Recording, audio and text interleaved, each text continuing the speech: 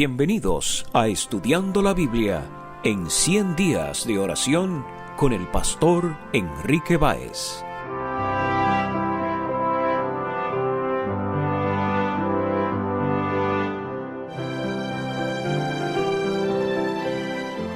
Hola, te saluda el pastor Enrique Báez. En este día, nuestra reflexión está basada en Hechos capítulo 5, los versículos del 1 al 3. Pero cierto hombre, llamado Ananías, con Safira su mujer, vendió una heredad, y sustrajo del precio, sabiéndolo también su mujer, y trayendo solo una parte, la puso a los pies de los apóstoles. Y dijo Pedro: Ananías, ¿por qué llenó Satanás tu corazón para que mintieses al Espíritu Santo y sustrajeses del precio de la heredad?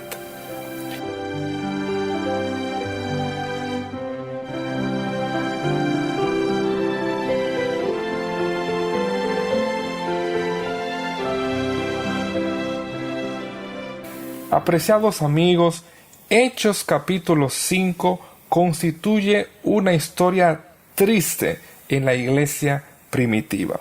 De paso, algunos eruditos han llamado esta historia como el pecado original de la iglesia primitiva, debido a que la relacionan con la caída en pecado de nuestros primeros padres, Adán y Eva. Hay ciertos paralelismos en ambas historias que han sido identificados, como por ejemplo una pareja que, teniendo la abundancia, decide cometer un pecado delante de Dios y luego es cuestionada, en el caso de Adán y Eva, por Dios, y en el caso de Ananías y Zafira por el apóstol Pedro. Pero ciertamente, aunque estas historias tienen algunos paralelismos, hay otras historias en el Antiguo Testamento que poseen conexiones literarias, y una de ellas es la historia de Acán. Por eso, varios eruditos han notado que la historia de Ananías en el libro de los Hechos de los Apóstoles constituye lo que es la historia de Acán en el libro de Josué. Es irónico que el nombre de Ananías, significando Jehová ha mostrado favor, no muestra fidelidad al Dios que le ha mostrado favor.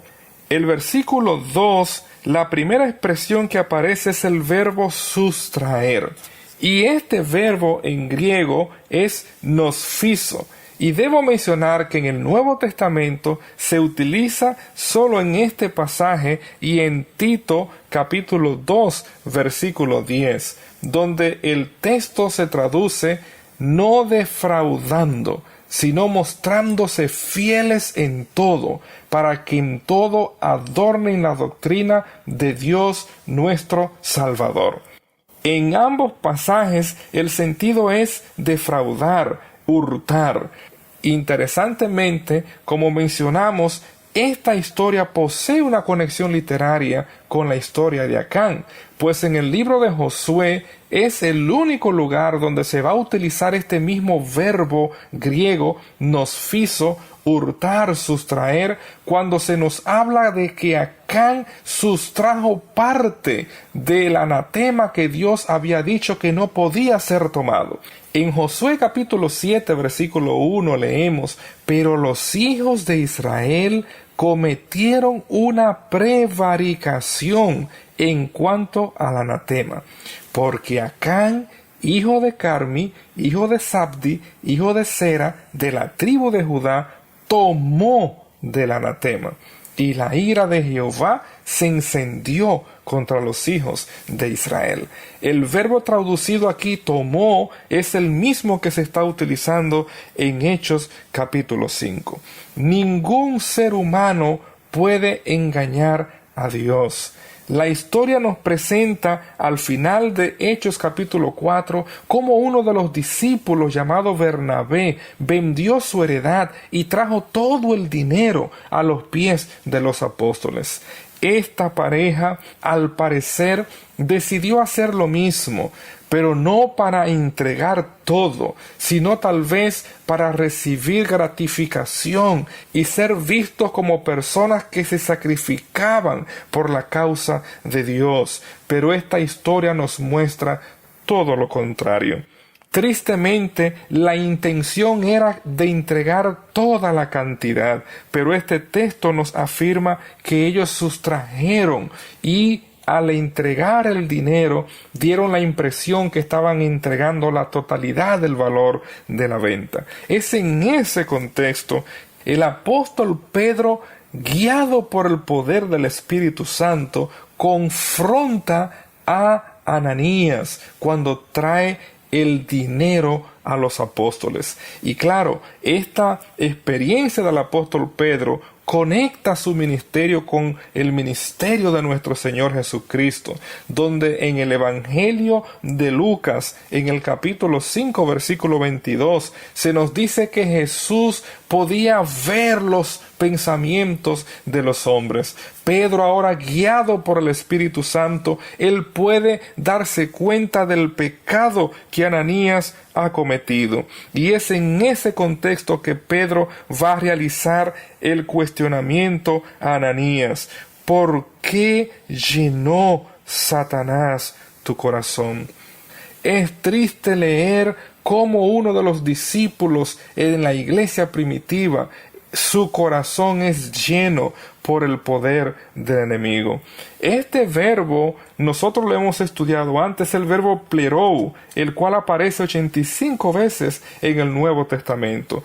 Y en este pasaje se nos está diciendo que el enemigo de Dios ha llenado el corazón de Ananías. Esto contrasta de forma muy marcada la experiencia de la iglesia primitiva. Pues en Hechos capítulo 4, versículo 32, nosotros leemos: y la multitud de los que habían creído era de un corazón y un alma.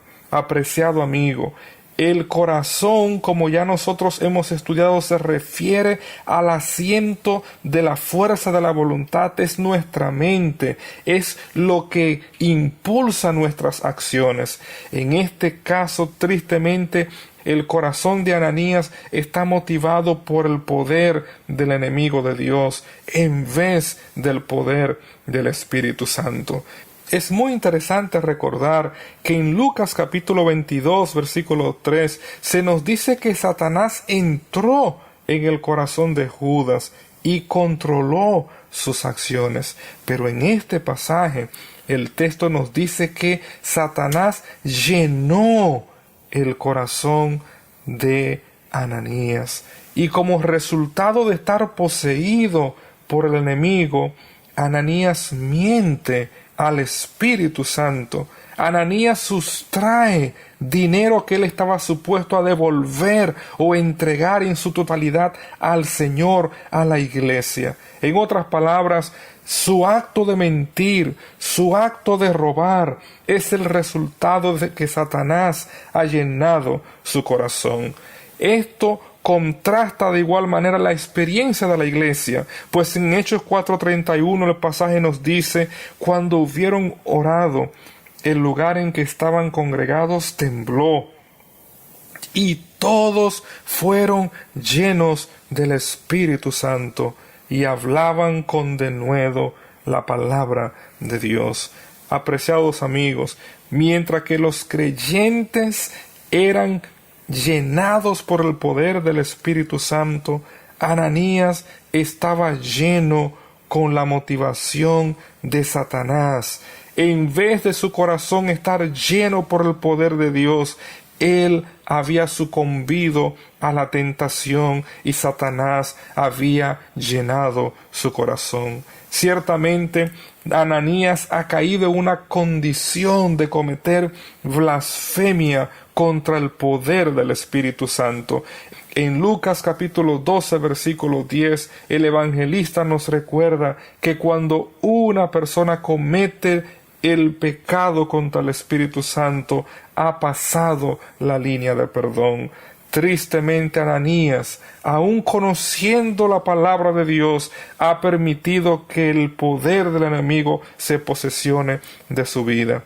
Nadie puede engañar al Espíritu Santo, pues el Espíritu Santo es Dios, es la tercera persona de la deidad. Cuando nosotros iniciamos leyendo en el libro de Génesis capítulo 1 versículo 2, nosotros encontramos el Espíritu Santo en el acto de la creación, participando de la creación.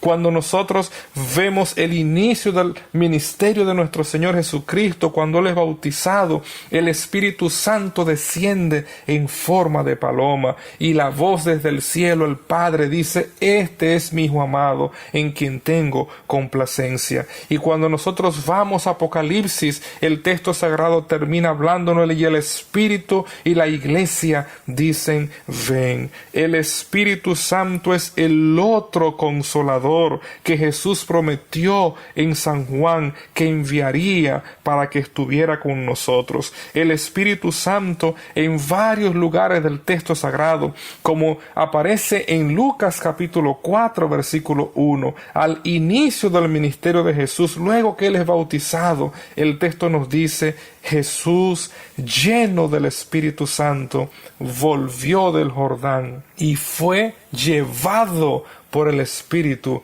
al desierto. Sí, apreciado amigo, el Espíritu Santo llena, el Espíritu Santo mueve, el Espíritu Santo enseña, el Espíritu Santo habita en medio de su iglesia, como presenta 1 Corintios capítulo 3 versículos 16 y 17. Ananías no estaba mintiéndole a Pedro, Ananías no estaba mintiéndole a la iglesia, Ananías le estaba mintiendo al Espíritu Santo, quien habita en medio de su iglesia. Apreciado amigo, es mediante el poder del Espíritu Santo que tú y yo podemos nacer de nuevo. Así como Jesús le dijo a Nicodemo en Juan capítulo 3, versículos 5 y versículo 6.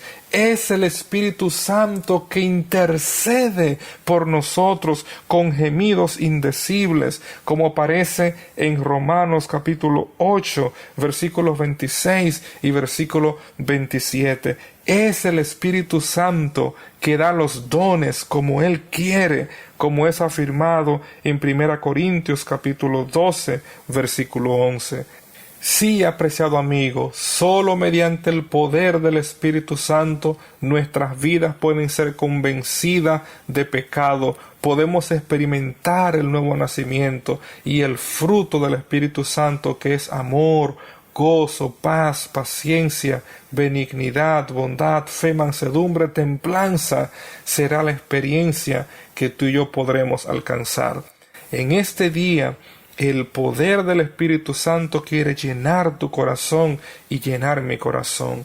Que tú y yo podamos entregarnos a Jesús por completo y que nuestras vidas sean vividas para gloria y honra de nuestro Dios. Que Dios te bendiga.